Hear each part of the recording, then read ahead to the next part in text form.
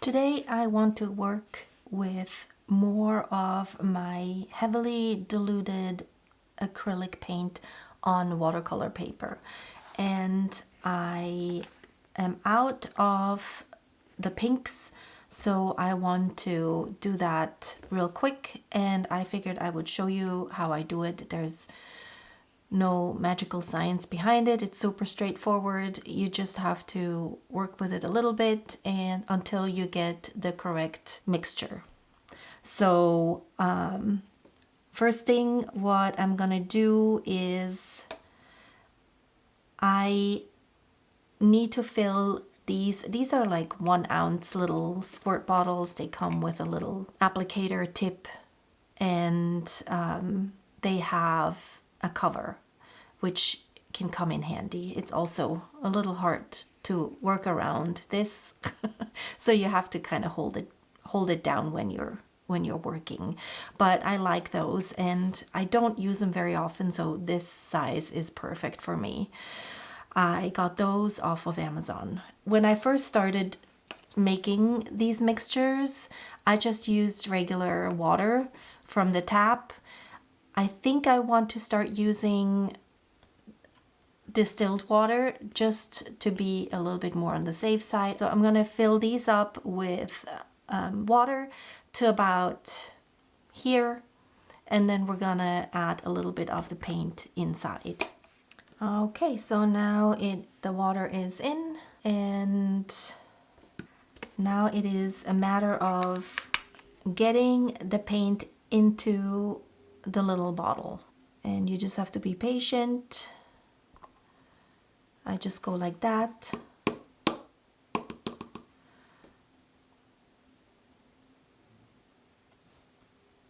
Start with less. I usually do this with the paint in first and then the water. There we go. I think I'm gonna start with that. So those were like 3, I would say, pea-sized sizes of paint. And then we just shake it up.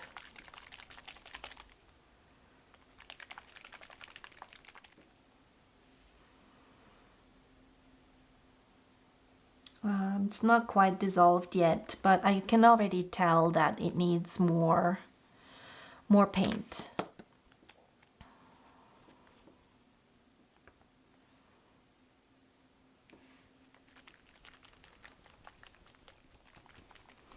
And when I am done,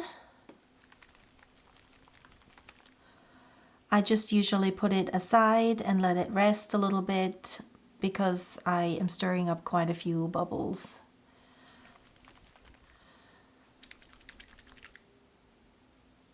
It does settle when you don't use it, and sometimes you can tell when the colors separate and you get the white showing up on the bottom. And then, you know, if you had like a ball bearing that you could put in, that'd be great, but I don't. And so I just, before I use them, I just try and mix them up as best as I can. Again, I'm not really like super particular about it.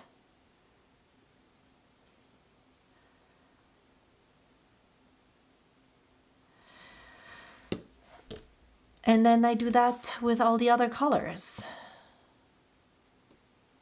Like there's still quite a bit of chunks down here sitting on the bottom. They settle. So, you know, you just have to be patient. You could also dilute the acrylic paint a little bit first and then maybe use a pipette and then slurp that up and stick it in to speed up the process a little bit.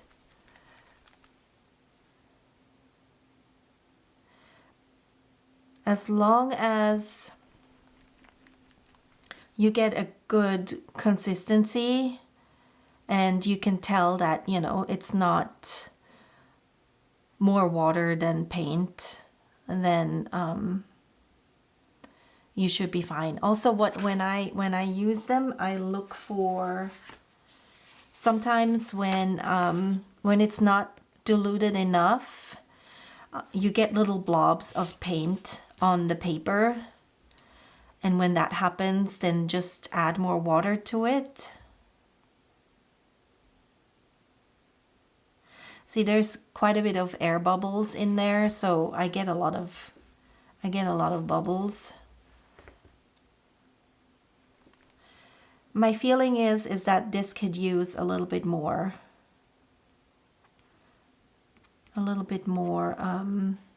paint. Let me see. Yeah, it's still streaky, like that means it hasn't dissolved enough yet. So I will work on this a little bit more, and once I have the correct consistency, I will come back and I will show you. So they are all mixed, more or less. I did the best that I could because I am impatient and I want to get cracking. There's still a little bit of undissolved paint sticking to the bottom of some of those, but that's okay. I refilled the burnt sienna and also the yellow because I might want to use it. I just love the pink with the burnt sienna. That combo really speaks to me. So now I'm going to spray my paper with water, and then we're just gonna use some of those colors, and then the process is the same as with the watercolors. I'm gonna move it around, add or mop some up if I feel like it gets a little too muddy, until I'm satisfied, and then we'll see what we can come up with.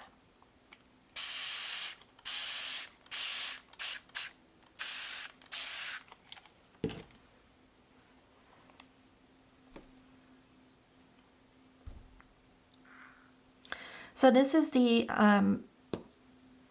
consistency that I'm looking for. If it does at all puddle, or if you get a blob of paint, then you either haven't dissolved it enough, or or you need to put more water in. So I'm just gonna bring the water in here.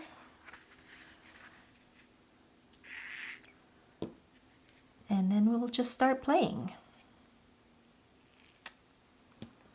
And sometimes the paint seems to be a little bit thicker than other paints, and that's okay. But I'm quite happy with this kind of consistency. See, there is some undiluted blobs of paint, and that's okay. We'll mix it in, and maybe we'll get a funky little space out of that. I'm already making a mess, but that is to be expected. I have my very dirty rag here that I might drip some of this water off. In the beginning stages, I'm not paying too much attention to where the paints are going, or how much they mix. I mean, clearly I have 3 different pinks on here, and all you can see is one shade of pink, and that's fine.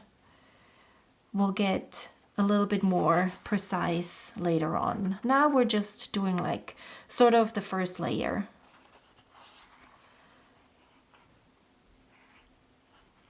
I want to bring it over to the side a little bit. This is 100% cotton, that's the bee paper, and it will soak into the paper if you don't move it, like the edges.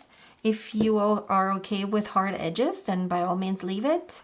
I'm gonna try and keep it as wispy as I can, which means there's going to be a lot of water involved. We're gonna try and fill the whole page without filling it, like making sure that, we have some paint everywhere, but not actually bringing it to all the corners. All right, I'm gonna actually dribble some of this back into the mixture here, into the water. All right, so now I want to bring in some of the, see, this one is a little bit thicker. My dog is barking in the background, sorry.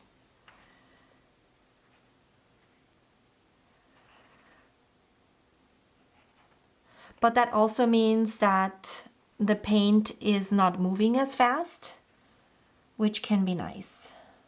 I'm gonna bring in some of the yellow.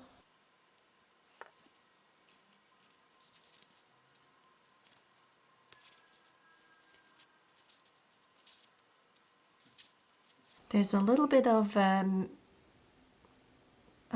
yellow sitting right there. But look how pretty. Isn't it just beautiful? I will mop up some of that water in the middle here because we're going to be adding more liquid to it. Some more of the different, I think I want to bring some of the permanent magenta in because that's a little bit darker. And also the quin magenta.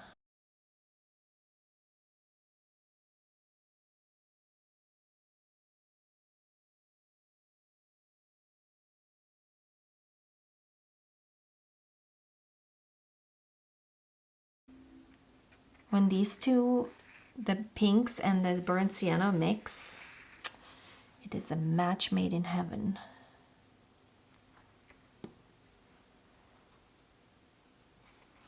Now my edges are starting to dry.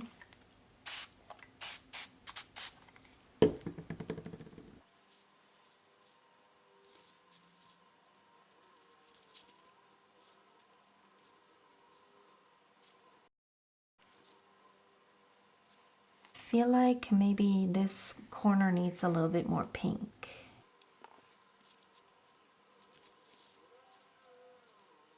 It's like a sunset. Very pretty. All right, how does it look on camera? I'm gonna let this dry a little bit and then we'll come back and maybe we can add a little bit more. I'm just gonna let it dry organically. I'm not gonna bring the hairdryer out because I really feel it makes a difference.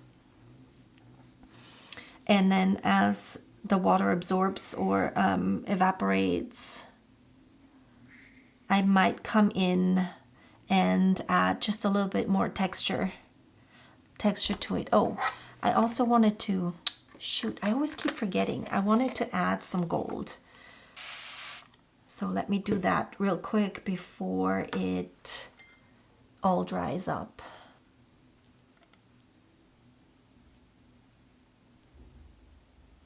If it's this wet, the gold won't be as visible, so I might have to wait.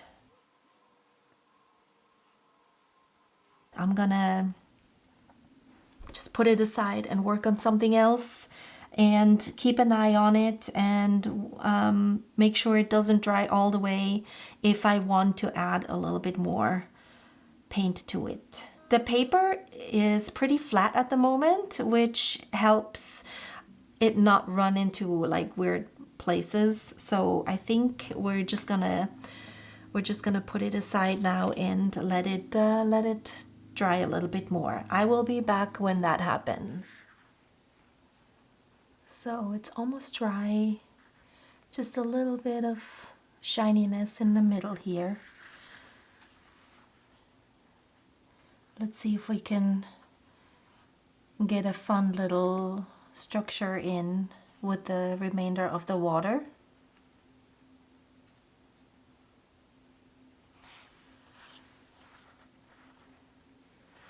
And then let's leave it like that and then add a little bit more gold.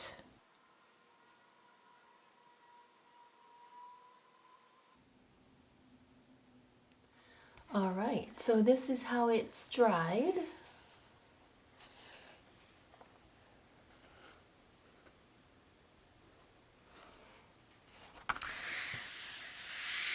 it looks just like watercolors. The reason why I sometimes like to use the acrylic paint this way is because of the unpredictability of it all. So when I take the droppers and I squirt the paint on, it's just another way for me to not be so intent. Like, for example, when I have the paint on watercolor paint on my brush and I put it down, I feel like I am intentionally putting it where it's going. Even though once I start moving the paint around, that's not what it is at all. But just that initial application of the paint feels different to me. And it's just another fun way to use paints in a different way. So I really enjoy when I do that. It just helps me create new backgrounds. I am going to start the doodling process. I am not quite sure what I want to do. I have a couple of ideas, but as always, I have ideas and then they turn out completely different. So we're just gonna put on some music and see where it's gonna take me.